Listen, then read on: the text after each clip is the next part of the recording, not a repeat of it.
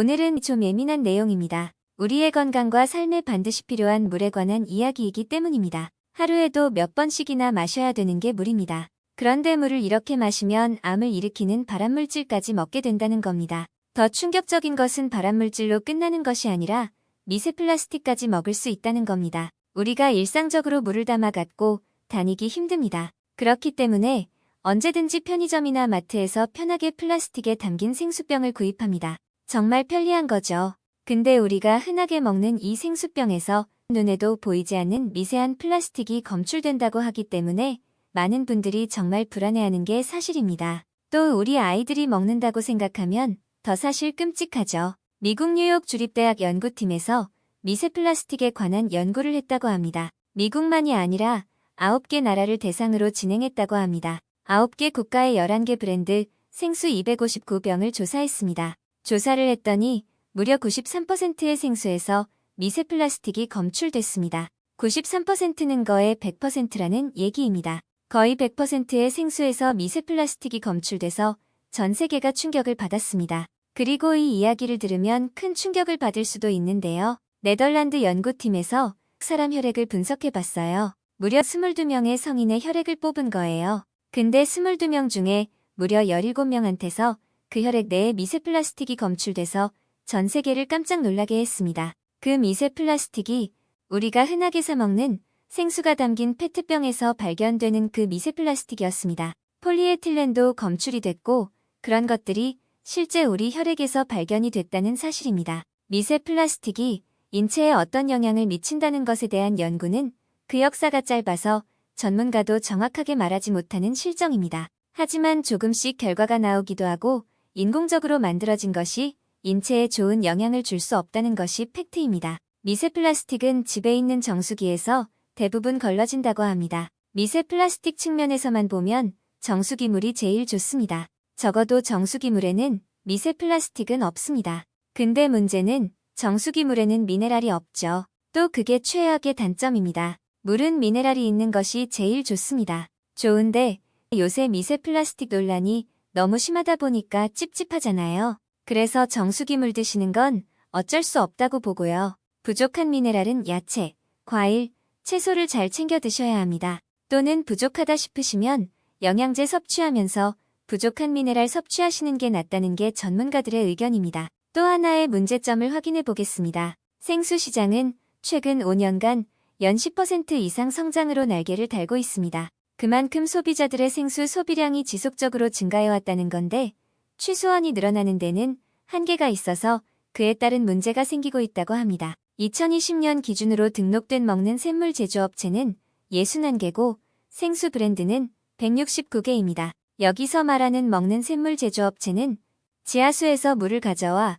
여과처리기를 통과시켜 먹을 수 있게 만드는 업체입니다. 생수 브랜드는 제조업체에서 물을 가져옵니다. 그리고 상품으로 만들어 판매를 합니다. 제조업체가 60여 개이고 브랜드는 170개 이상입니다. 상황이 이렇다 보니까 여러 개의 브랜드가 한 제조업체의 물을 가져와서 상표만 다르게 붙여 OEM 방식으로 판매하고 있는 게 현재 상황입니다. 앞서 말씀드린 61개의 먹는 샘물 제조업체 중에 최근 6년간 수질 부적합 판정으로 적발된 업체가 무려 28곳이라는 겁니다. 이 말은 대략 2개의 제조업체가 있다고 하면 한 곳은 수질 부적합으로 적발된 이력이 있다는 거죠. 하지만 적발됐다고 하더라도 대부분 경고에 그쳤고 여러 번 적발된 업체는 보름 정도의 비교적 짧은 기간 영업정지 행정처분을 받았다는 겁니다. 또 행정처분을 그냥 과징금으로 떼어왔기 때문에 제조업체에게 수질 판정은 생각보다 문제로 다가오지 않는다는 것입니다.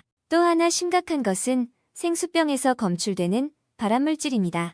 플라스틱으로 만든 생수병이 자외선과 햇볕에 노출이 되면 이게 매우 심각하다는 건데요. 이렇게 되면 여기서 그 발암물질이 검출이 되는 겁니다. 감사원이 서울 소매점 37%가 페트병 생수 햇볕 노출이 심각하고 여기에서 발암물질이 나올 수 있다고 감사 적발을 했는데요. 마트 앞에 수북하게 쌓여있는 생수병을 보신 적이 있을 겁니다. 이렇게 햇빛에 15일 장기간 노출이 되면 발암물질인 아세트알데히드, 포름알데히드 이런 물질이 검출이 되는 겁니다. 특히 문제가 발견된 소매점 생수 같은 경우에는 여름철 오후 2시에서 3시 자외선 강도와 약 40도 이상의 온도 조건에서 15에서 30일이 지났을 때 유해 물질을 살펴보았는데 그 결과 세계 제품에서 중금속인 안티몬이 리터당 0.03에서 0.043mg이 검출돼서 호주 기준인 리터당 0.03mg을 초과했습니다. 이게 건강에 문제를 일으키는 건데요.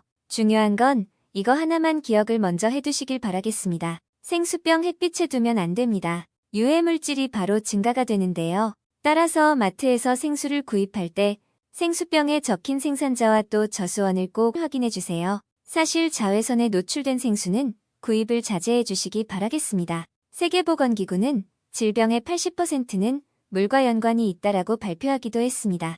그만큼 물과 질병은 깊은 관계가 있다는 얘기입니다. 왜냐하면 인체의 70%, 혈액의 83%, 세포의 90%가 물로 이루어져 있기 때문이라는 겁니다. 이렇게 우리 건강에 큰 도움이 되고 우리를 살게 하는 게 물입니다만, 그러나 반대로 물을 잘못 마시면 물 때문에 질병이 발생하기도 하고 사망하는 경우도 있다는 겁니다. 그런데 또 한 가지 중요한 게 있습니다. 그것은 끓인 물을 어디에 담아서 냉장고에 보관해 두냐는 겁니다. 대부분 플라스틱 병에다 담아서 냉장고에 보관해 놓고 마시는 경우가 많습니다. 그런데 대부분이 플라스틱 병은 재사용을 하면 안 되는 일회용 용기가 많습니다. 전문가들은 특정 플라스틱 병에는 발암성 화학물질이 포함되어 있다고 했습니다. 일회용 용기는 한 번 사용했을 때만 안전하기 때문입니다. 열을 가하거나 햇볕에 노출되거나 오래 사용하거나 했을 때 플라스틱 병에서 독성 물질이 나오게 된다는 겁니다. 또 있습니다. 플라스틱 병은 속까지 잘 씻을 수가 없죠. 또한 일회용 병을 씻는다고 해도 여러 가지 균이 그대로 남아있을 수 있다는 겁니다. 병을 더러운 손으로 만지는 경우도 많고 심지어 병을 입에다 대고 그대로 물을 마시는 경우가 많기 때문입니다. 이때 어마어마한 세균이 번식하게 되고 물을 마실 때 그 세균까지 마시게 되는 겁니다. 정리해 보겠습니다. 생수병이 자외선에 노출되고 온도가 올라가면 발암물질이 더 많이 나오게 됩니다. 주변에 흔히 보이는 마트만 살펴봐도 야외에 햇볕이 드는 곳에 생수병을 그대로 보관하는 경우 많습니다. 그렇기 때문에 생수를 사기 전에 햇볕에 노출되었던 생수는 구입하면 안 됩니다. 발암물질이 들어있을 수 있기 때문입니다. 또한 생수 유통기한은 6개월입니다. 생수는 많이 사서 쟁여두고 마시는 것도 좋지 않습니다. 플라스틱 병에 담긴 생수병은 많이 사놓으면 안 좋습니다.